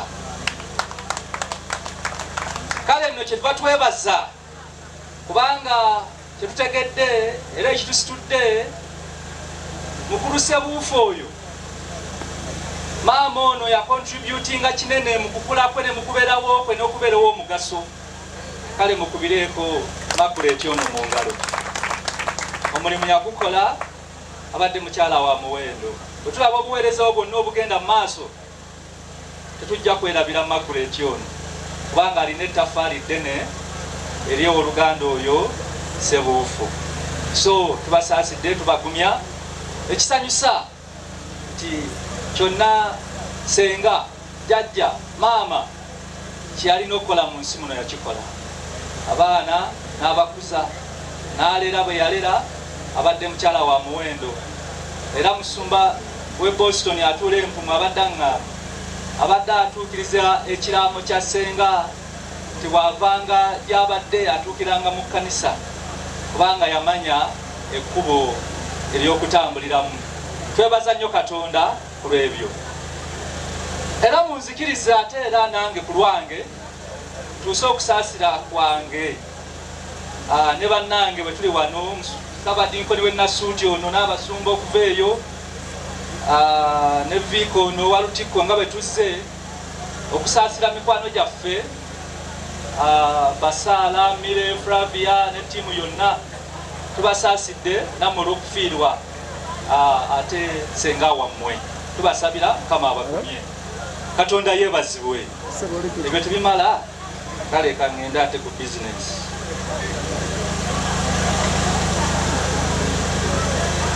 Tubasaasidde bannange abaana. Mwebale. Kubanga Mukama ababedde okulabirira maama. Manyi n'omwana nga yakwekiisemu mulamu towanga. Ne mwebale, mulabika mbadde baana balungi. Mukama abawo omukisa. Sebo Mwami Butiko, emmotoka ewunzewunzemu ekisoga awo mpaka kaadi munnange anti gwe waffeeyo. Abalaba ku bulungi bwe, abanyumirwa obulamu okuba ne Katonda. Ekiseera kyatuuka, ebiro twakabiyitamu ebbanga si ddene, ate bannaffe Abasodokisi baatujjukiza nnyo kubanga bo Easter yayo baagikutte lunaku lwa jjo. Ffe yaffe yakwatibwa amabegako eri. Naye byonna Kristo yafa era n'azuukira. Amiina. Abasisinkana obulamu bwenyinza okugamba nti namwe mubusisinkana kubanga nange mbusisinkanyeko obulamu bwenjagala okwogerako abasajja buno bali batambuliramu bwe bulamu obw'okutambula mu lugendo luno olw'obulamu kubanga mikwano gyaffe obulamu buno bwe tutambula lugendo era buli muntu alinako ka stage kaaliko naye amawulire amalungi tonnatuuka gy'olaga newankubadde olabanga obudde obuwungeera olugendo lukyagenda mu maaso paka ng'otuuse eri mukama waffe gye luteekerateekera eyo ku ntebe gye yakuteekerateekera oliba ogyetegekedde kakati mu lugendo luno abasajja bano basisinkana okutya abantu baalitambulidde mu kutya kubanga n'ebyo bye tulaba tetubyekakasa bulungi ne be tubeera nabo bangi tubatya embeera ey'okutya weeri n'okweraliikirira n'okusoberwa obulamu bwe tutambuliramu buno bujjudde okusoberwa abantu bangi basobeddwa olw'ebintu byabwe ebigenda olw'emibiri gyabwe okulwala abangi n'okulekebwawo oli yabadde anyumiza olunaku lwajjo ng'angamba nti sabirako gundi omwami yanoba waliwo n'obulamu obwo obw'okulekebwawo bananga abasajja tebanobanga ate babino bivuddewa ebintu bibiri mbyewuunya mbulamu ennaku zino omukazi okuba omusajja n'omusajja okunoba olulimi terwaliwo dda n'ennaku zino osanga omukazi owaayo omusajja munange omukazi andigubye omukazi andigita emigo togimanyi nogamba ebyo byavaawa kakati era kyova olaba abasajja kati banoba oli n'agenda n'alekaawo byonna byonna waliwo embeera ey'okulekebwawo kale oluusi n'abakyala babaleseewo oluusi ebintu ebituleseewo kakati mu biro bino ebya covid-19 emirimu mingi gifudde bizinesi zifudde abantu batandika okwebalaabalamu nga tebakyawera eyali atambulanga bwe yatambulanga agenda okulaba obulamu buli limited ate kakati kambabuulire oba ekitiibwa n'abakoba yabagambye gye bujja kalantini addamu supa kakati nomweteeketeeke kwegagenda okulabanga n'okwetaaya n'eddembe naye oligenda lifunda abasajja bano nabo babisisinkana kubanga ekiseera kyatuuka mukwano gwabwe yesu ono n'akwatibwa n'attibwa n'aziikibwa kakati bano baabalabanga nga basanyuka ne yesu batambula ne yesu wakati ng'ate n'abalabe basituse ne bagamba bano abasooli abadde kabaka waffe banaatuleka waffe kyava bagamba wano bafiira muloge kantambulemu batambula olugendo bayibuli omubuuliza akisomye bulungi nnyo ne bava bwe baali bamanyiddwa kakati bagenda beekweka eyo mu kibuga ekirinaanyeewo batambula bagenda kwekweka kubanga baafuna embeera zenjogeddeko waggulu mikwano gyange njagala kubategeeza ebigambo bino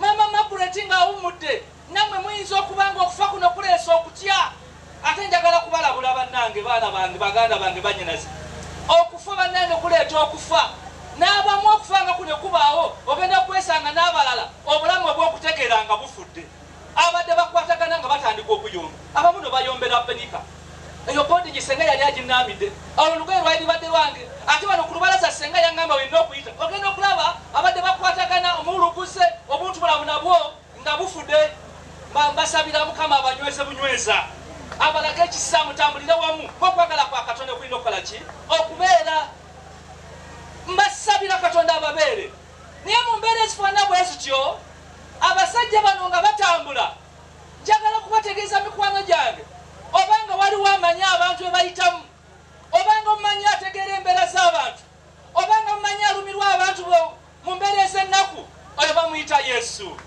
aleluya bamuyitani mu kutambula mu mbeera ey'okusoberwa tera nnyo okuba ekyokulabirako wano mukama wantadde ku lutikka ennaku zino twawukana ne bishop secondary school kakati oluusi ogenda n'okowakoowa kakyokola otambulatambulamu awo oyimirirawo ku kkubo n'olaba kubakkirira bannange wootegerera nti ensi erimu ennaku era oyagala okulaba ensi eno bwetamuse vaako awakawo ogende ku kkubo otunulire abantu ogenda okulaba oli bwatambula ng'anyumya emboozi ogenda okulaba ng'asibye omulundi gumu ogenda okulaba nga yeekubye oluyi pa ne baganga bagambye dukako ate awo n'asimbula ogenda okulaba nga oli atandise okubala n'abala n'azigatta teziwe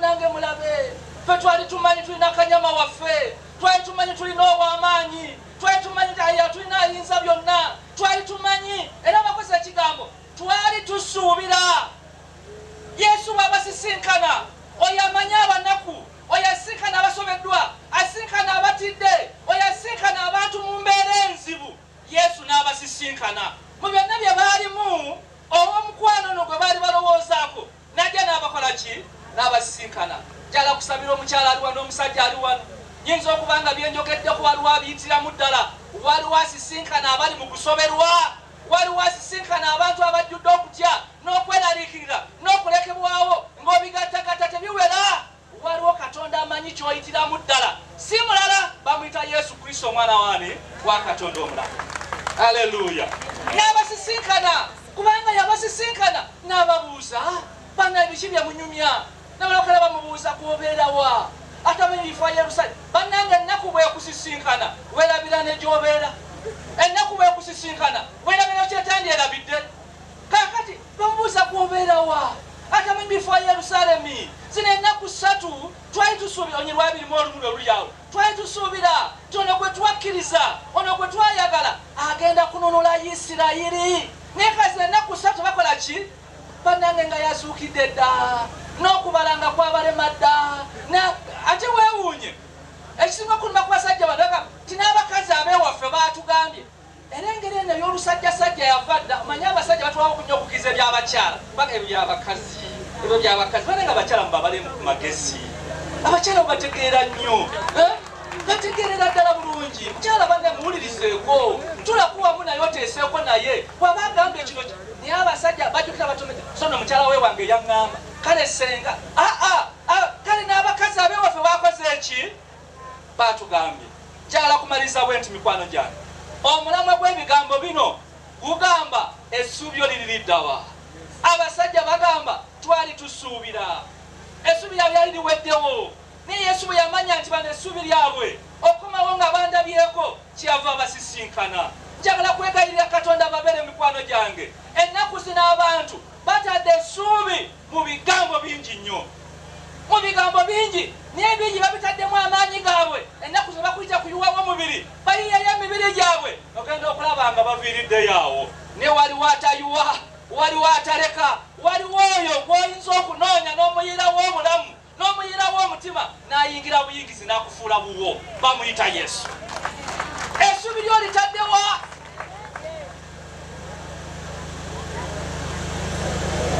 essuubi liyinza okuba mu ndabika sijjageza ku muntu zekaneegezeeko kuba bano bani abandabako mu buvubuka bwange wangi waliwo baana bange ab'embiko bandabako nali nkyalabikako kira ogamba abantu zenakubako ku kisunsu ng'osunsula wano n'okubako kubaka bushi ogwo gw'emyaka gyaffe ab'ennaku zino basala sawuliri naye kaakati ngamba mbisunsuleyo ezange Mukama yazeesalira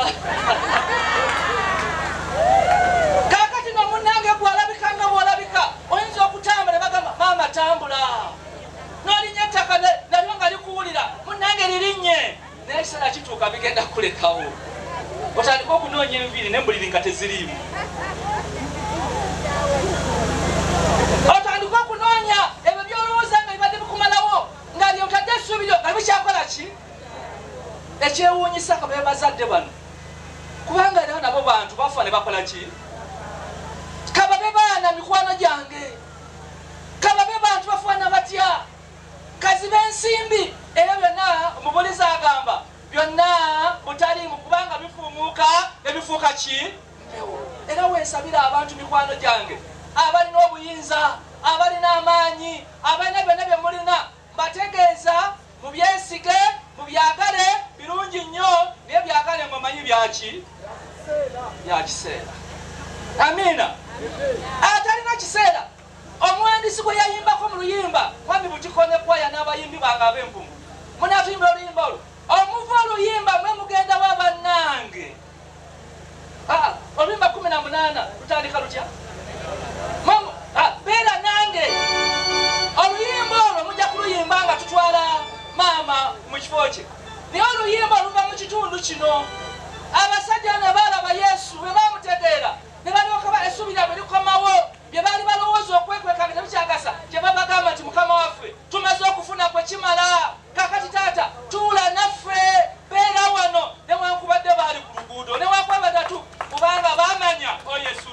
waabwe.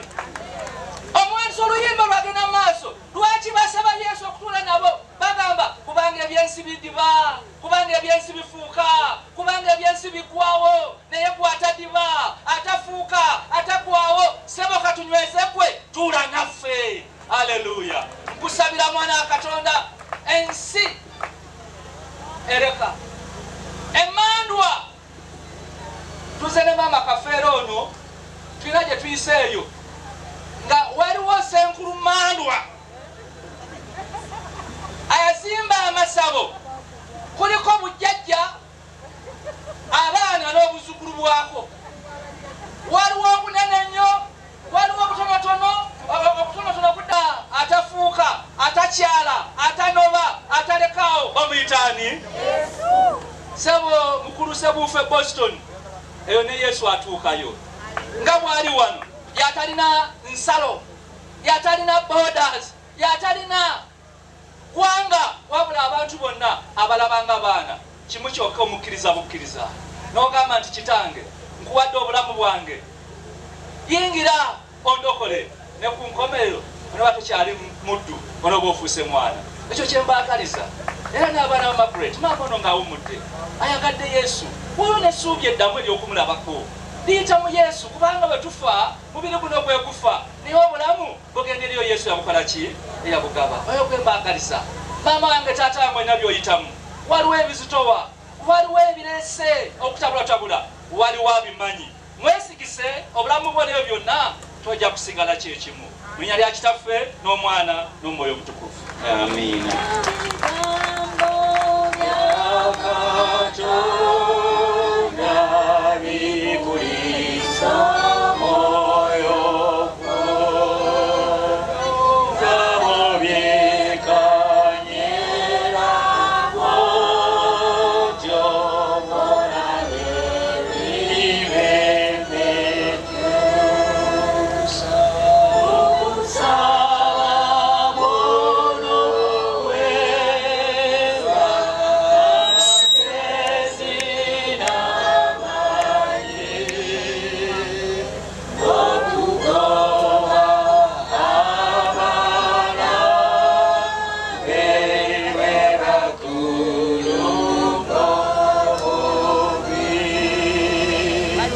Yebazibwe, musikirize twebaze Katonda olw'ekigambo ekyo. Mukwano gwaffe Yesu gw'atadiba atafuuka, abeerawo mu buli mbeera, Mukama atalina nsalo, Kabaka w'eggulu n'ensi. Mukama tweyanzizza kubanga otuzizzaamu essuubi, oba oliawo ffe abadde baweddemu amaanyi. Mukama abadde baweddemu okukkiriza, Ayi Katonda tusaba nga twegaya nti nywereza muffe ekigambo ekyo, Ayi Katonda. Mukwano gwaffe Yesu tutambule nga tusaanidde, era tubale ebibala ebitusaanidde. Ku nkomerero Mukama erinnya lyo liweebwe ekitiibwa, muggwe Yesu Kristo Mukama waffe. Amiina. Mukama yeebazibwe. Kale gatta ku ngalo zo tuzikubire Katonda nga twebaza ekigambo kya Katonda. Mukama atukoze bulungi, Mukama atusanyusizza. Abange nno obugalo mubadde mukubanga mwekubirako mweka lwakuwuliriza. Kale tuppe engalo za Mukama nga za ddala era nga za muwendo mu linnya lya Mukama waffe Yesu. Mwebale kubeera bawulirize balungi, ate mwebale kukuuma mirembe. Mukama yeebazibwe. Tugenda kuzzaako tusigaze ebintu bibiri okuva wano okugenda gye tugenda okuganzika omubiri gwa maama. Ekisooka tugenda kuyimba ennyimba abange ffenna nga twebaza Mukama kubanga Katonda akyatulekedde omukisa ffe okuba abalamu. Tomanyi bibyo obaddi naye saawa yonna omukulu agali ffenna tuli mu luki mu lugendo. Badde baweera maama ono obujulirwa ejjo mu kanisa nenneewuunya nga ye mukyala eyayagalanga ennyo okufubanga ennyo, era waliwo omukyala ano mu baana beffe yadde atwewuunyisa ne mutabani w'omu nga bayogera ebigambo wamma n'ogamba ddala abadde mukyala amentalinze obulungi abaana. Kale katwebaze Mukama olwa maama waffe, olw'obulamu Katonda bwamuwadde, nga tujaguza nga tusanyuka. Tugenda kukola bwe tuti. Waliwo Katonda gwe gwakyawadde amaanyi ng'okyasobola era nga weewulira. Tobonyaabonya mwana wa muntu kugamba nti nze mundeetere n'ekibbo kale nteekemu ensimbi zange ez'okwebaza. Leeta okwebazako bawulira ng'okisobola kuleeta eri Mukama. Amiina. Wabula eri abo ddala nga mutuufu bawulira tebasobola waliwo abemanya batasobola kusituka ddala nga muweddemu amaanyi kubanga obudde bw'obulamu mwana watu buwongeera. Haleluya. Kale abazzukulu ba wano mwe munaabatuukako mwe ne muweerayo eyo okwebaza kwammwe. Abazzukulu mujje omu ayimirira wali mu senta abalala abatasobola kutambula ndabayo kubalina ku maanyi nze ekyalinamu ku maanyi n'atuukayo. Haleluya. Abayimbi mu nnyimbira oluyimba luno lugamba bwe tulisimbibwa wali Yesu wamma okunnyonnyola ebyaffe abange birifaanana bitya. Amiina. Nga twebaza Mukama. Abazzukulu nsabye ku bazzukulu ab'omu nnyumba wano mwabayambadde obulungi mu ngoye z'abazzukulu ekibba ekimu bateekere ddala awo ositukeko otambule nga bw'olowooza ku bigambo ebyo bayima nti bwe tulisimbibwamu ne Yesu. Kale tola n'okuyimirirako naawe oyimirira obukubiriza neeno abaluganda muyinza okwewuunya lwaki abaweereza bajja bangi ne famire emirimu gyekola mu kkanisa naffe tuwaliriza okujja mu bujjuvu bungi nnyo. Saalibwa simanyi mukulu Kizito waali Wiriba ne mukulu Julius naye ndowooza bali mu buweereza naye bano babakiikidde sebo abakulu abo nabali bowulidde enjogerako naffe bwe tubeera eno be ba Boston baffe tebasula eno buli omu alina gy'akolera emirimu naye mukadde wange batukoze bulungi nnyo nnyo eyo tusuzaayo omu mukulu Katubo era yakulira ebyokulaakulana mu bwa Ssaabadiikoni bwaffe obupya obwenkumu naye bwe tuba twagala akasente abakulu abo bwe bajja n'abalala bootalabyeko ssebo bwendaba batudde nga mmanya nti akakazi bwakaliwo okuwuluka koze eki. Nyagadde kubeebaza mu maaso g'abantu n'omukubiriza mu St. Paul amanye nti nga bwakola emirimu eri neeno eriyo abakola emirimu kwegamba famire yonna tugyebaliza wamu mubakubireko mu ngalo abooluganda. Era mu kiseera kyekimu tuli kumpi genda naye tuyinza kuva wano nga mukungu wa Kabaka talamusiza ku bantu omukulu Mugerere ate nga azaalibwa oliye mukulu Julius gwe mbadde mbagamba mukulu Kiwanuka oyo sebo oyo yanzitanjaba nnyo mu kantu kali bwe kannuma mu January awo eddagala lyafuutukanga eyo ne lijja wano nga bwe bamanya. Wabeewo ajja okubeerayo akazindaalo mukulu Mugerere mwesiga nnyo nejja ayogera point naye mu budde obufunze emubereme kukwata wano wanaamala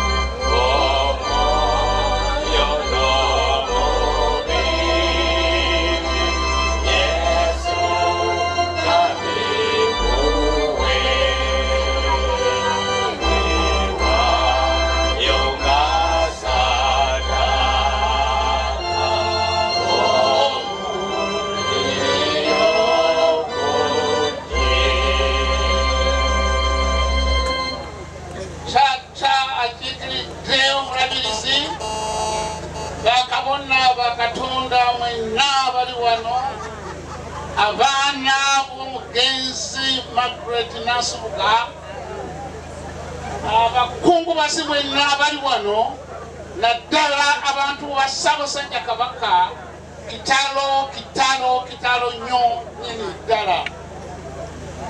Ekyamazima okufa kuzze era nfenna twenyamidde naye ekisinga Mukama kyatuwadde kwe kuŋŋaana abantu abangi bwe tuti okwolekera ssenga waffe ono Margaret Nasubuga Festo bamutye.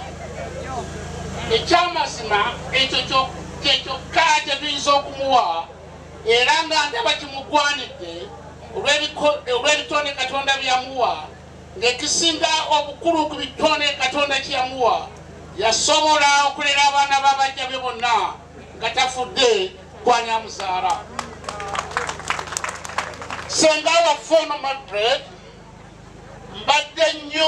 mbadde naye ebbanga ddene nnyo okuviira ddala mu myaka gy'enkaaga nga tuli entovu ey'ekatente nga tuuto wano mu Luga era ne Nyanama mu maka ga bbaawe oba mukoddomi wange bamutye bwe navanga nga nsoma mu Agre n'okutuusa kati ebbanga lyonna lye mbadde naye oba lye mulabidde ng'ekyamazima muyigiddeko ebintu bingi era ebimu ku byo bye bino.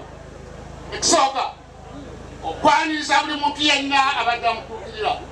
Kyokubiri okukola ennyo yatuukanga n'okuluka emikeeka okutufunira akamere ke tunaalya. Ekyokusatu obutayawulayawula mu baŋŋanda nga kyetone kyokka kyabadde yeyambisa okugatta abantu b'ekika kino. Kyokuna abadde mutaka anti mwenna mumanyi kyaliwo ku mirembe gya Ssekabaka Dawudi Chwa, emirembe gya Ssekabaka Muteesa nagino egya Mutebi. Sembayo ekikulu ennyo ekibadde kisinga mu byonna abadde ayagala nnyo Katonda we era nga mukristaayo ajjudde. Nze nga Ssembiga James mutabani wa Hamilton Kiwanuka muzzukulu wa Eldad Musajjawaza eyeebase Waneruga era muzzukulu wa Samuel Katuba eyeebase Kangafe mu Bulemeezi era muzzukulu wa Kawaase eyeebase Zimuddi mu Busiro lwa baganda bange bonna aba mu njuzi esatu nenyumiriza nnyo omukwegatta okwo kubanga omuntu tabeera kazinga akeeyawudde. Era bo Abaganda batuuka n'okugamba nti musajja gy'agenda gy'asanga abasajja banne. Ate bo bannaffe Abazungu bagamba nti when you go to law you behave like Romans. Ate bo Abaswahili bagamba nti binadamu si mulima emilima ekutani lakini binadamu anakutana. Bannaffe Abanyarwanda bagamba unkayi obushazi eje Kenya zikuleba. Bakungubazi bannange mwebala okujja abangi bwe muti ekyamazima olwo lwa Eldad Musajjawaza lufiiriddwa nnyo era ku lw'ebyo Eldad Musajjawaza ntuusa okukubagiza n'okusaasira eri abaana ab'eŋŋanda emikwano gyonna egibadde egy'omugenzi.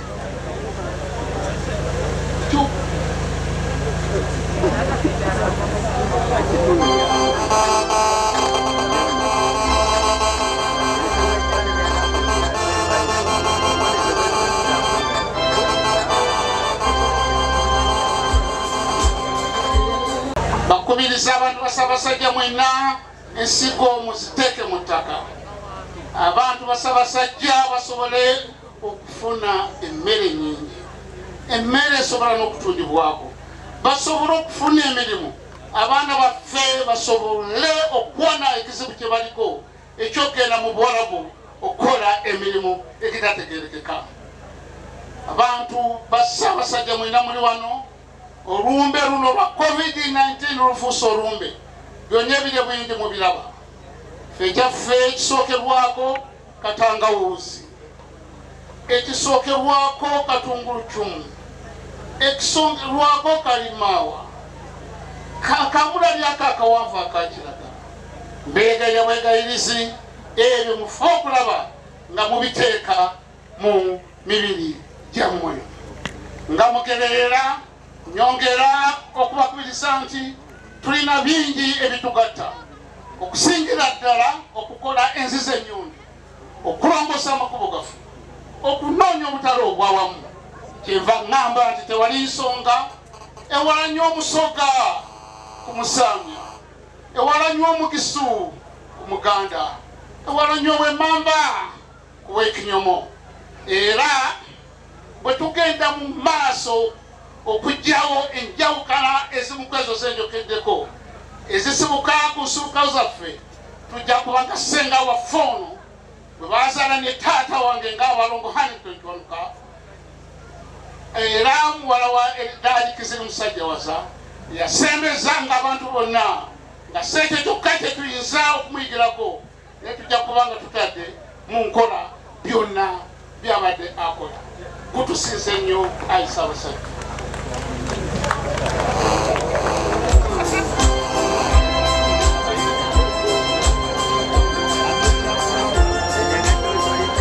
Imbireyo wagira ebitundu bibiri ekisooka n'ekisembayo.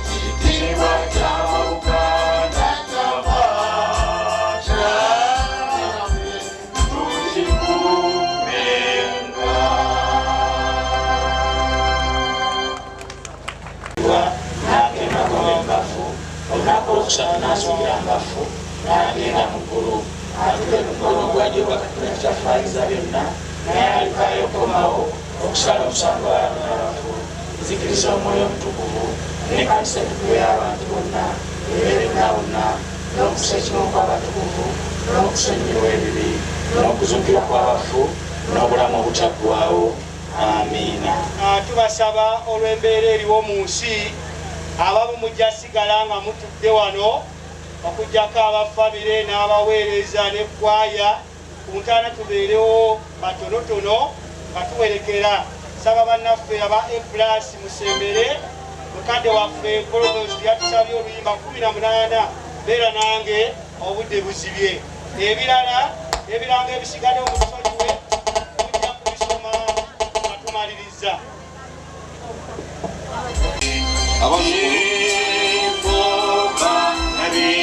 Buno obubaka buva mu Sisters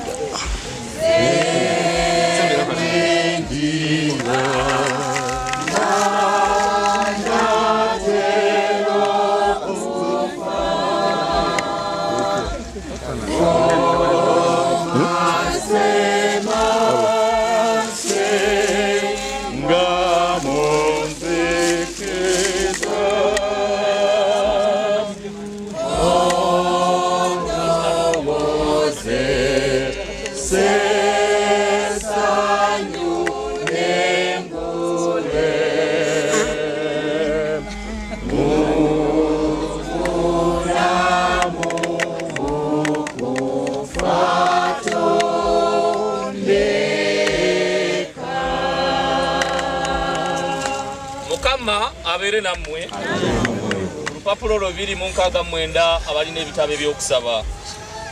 Omuntu oyo azaalibwa omukazi abeera mulamu akaseera katono era ajjula okutegana aloka era asalibwa ng'omuddo abulanga ekisiikirize so tabeera mu kifo kimu. Wakati mu bulamu buno abooluganda tuli mu kufa naye tunaddukira eryani okutubeera wabula eriggwe ayi Mukama alina obusungu obw'ensonga olw'ebibi byaffe.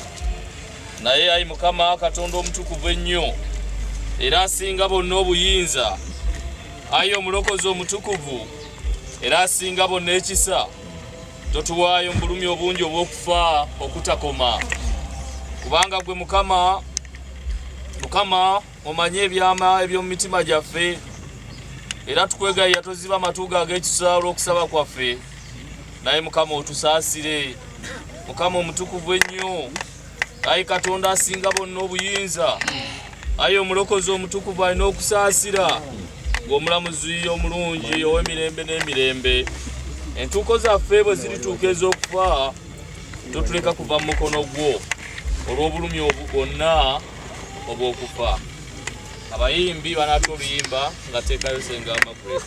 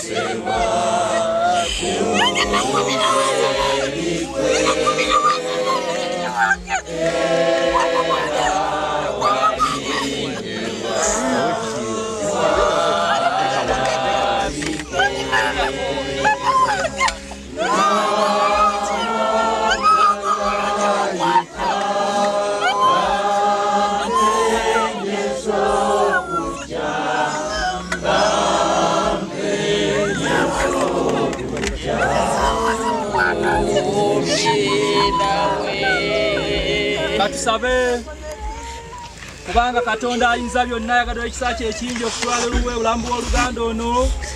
Maama waffe, senga waffe, jjajja waffe, mukwano gwaffe Margaret gwe tuzika kaakati tubateeka omubiri gwe mutaka, ettaka mutaka, evunuvu enfuku mu nfuku busabusa otegerekala nga sawa kuzukiza ebyobulamu butakoma kuba Mukama waffe Yesu Kristo aliwanisa endiga senge kyejja kitiibwa mukwana omubiri gwe ogw'ekitiibwa ng'amaanyi g'abantu wamu nawulira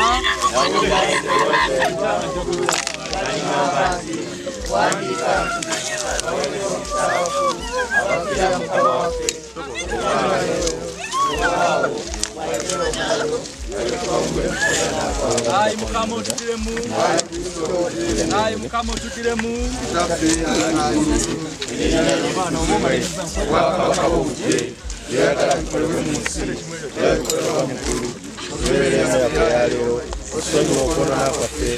Tusonyiwa abatonoona tutwala mu kukemerwa naye tulokole mu bubi. Amiina. Ayi Katonda ayinza byonna, emyoyo gy'abafiira wano Mukama waffe gy'oli babalamu, era emyoyo gy'abo abafiira okuva mu kugo ogw'omubiri guno gibeera naye nga gisanyuka. Tukwebaza nnyo kubanga yagadde okulokola oluganda ono Margaret mu nnaku ez'omu nsene ebibi. Tukwegala oyagala olw'ekisa kye ekirungi okutuukiriza amangu omuwendo gw'abalonde bo n'okwanguyako obwakabaka bwo wamu nabo bonna bafa nga bakkiriza n'amazima eby'ekikugu. Tulyoke tufune essanyu lyaffe ekyukira etabulako ery'omubiina ery'omwoyo ekitiibwa kyetakome kitaggwaawo wa Yesu Kristo Mukama waffe. Amiina. Era Katonda okusaasira kitaba Mukama waffe Yesu Kristo ye kwe kuzuukira n'obulamu. Buli akkiriza oyo aliba mulamu newankubadde ng'avudde. Era na buli mulamu amukkiriza talifa mirembe n'emirembe. Era yatuyigirizisa omutume w'omutukuvu Pawulo obutanakuwaliranga abo abebakira mu ye ng'abatalina ssuubi. Tuli wano Mukama nga tukwegayirira n'obuwombeefu okutuzuukiza ffe mu kufa okw'ebibi eri obulamu obw'obutuukirivu. Bwe tuliva mu bulamu buno tumulye bwe tuti mu ye nga bwe tusuubira nti ne maama Margaret ono bwawumudde. Era mu kuzuukira kw'abantu bonna ku lunaku olw'enkomerero tulabike ng'abasiimibwa mu maaso go. Tuwebwe omukisa omwana w'omwagalwa gwaliba bonna ku lunaku luli abamwagala era bamutya ng'agamba nti mujje abaana kitange byawe omukisa. Musikire obwakabaka obwabateekerateekera ensi zonna nga tezinnabaawo. Otuwe ebyo tukwegayirira kitaffe okusaasira kwonna ku bwa Yesu Kristo muwolereza waffe era omununuzi waffe. Amiina. Era ayi Mukama waffe Yesu Kristo bwakaba ku ntana yaalo ge tusabira abaana bo bonna abakaba amaziga olwa maama waabwe olwa jjajja waabwe olwa ssenga waabwe abali okumpi n'abali ewala. Mukama ge tusaba obawanirire batunulire n'ekisa Katonda waffe mu kiseera kino nga baviiriddwako ekirabo kyabwe. Ssebo bagumye bakubagize n'okusinga byonna babeere okutegeera tuwaliwo Katonda oyo awa era ye Katonda ajjawo. Ebyo tubisabye ku bubwo omulokozi waffe era omununuzi waffe Yesu Kristo. Amiina. Katuyagalize ekisa Ekisa Mukama waffe Yesu Kristo n'okwagala kwa Katonda n'okusekimu omwoyo omutukuvu era naffe ffenna n'abaganda bonna emirembe egitabaawo. Amiina. Mukama abakuume, Mukama abalabirire n'ekisa kye abanyweze abazzeemu amaanyi n'essuubi. Essuubi yaffe essuubi yammwe nga lyongera okunywereramu oyo Yesu oyo atalekaawo bantu be era alina essuubi n'ebisumuzo eby'eggulu. Abawanire n'ekisa kye abawa emirembe era Mukama abawa omukisa. Mukama abagumye abazzeemu amaanyi n'emirembe n'omukisa gwa Katonda kitaffe n'omwana mutukuvu gubeere ku mwenna muleme okubavaako mu kutambula kwammwe mu kuyingira kwammwe. Naye ennaku zonna kubeere ku nnyumba eno okunyinyweza n'okutubagiza kutambuze abagenda okutambula mwenna era kusigale mu kifo kino ne mu famire eno ennaku zonna era kitaffe n'omwana n'omwoyo mutukuvu. Mukama yeebazibwa abooluganda twagala kubeebaza nnyo olw'obugumiikiriza ate era obukakkamu mu kuweereza kwonna era obuweereza bw'ekkanisa bukomya bakatulekere bannaffe aba A+ n'abalala abagenda okubayambako. Mukama abeere nammwe.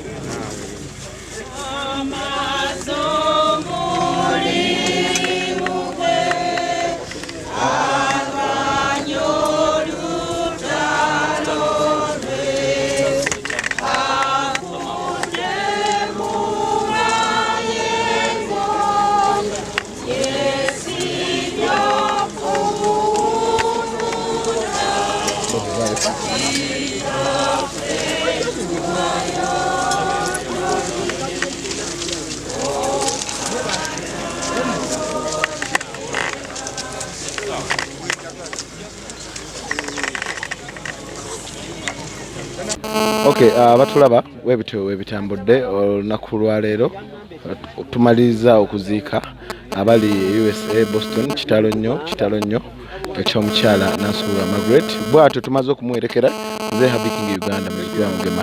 Embeera tebadde nyangu yadde n'akamu, enkuba yo isizza si bulungi era ndowooza embeera ogiraba tufaananira ddala bulala nnyo naye nga tumaze okuziika era tusabe omwoyo gw'omugenzi omukama agumuze kisa. Nze Happy King Uganda muzukulu wa Mugema ndasaba atakumira mpeera bankumire kitalo nnyo ddala.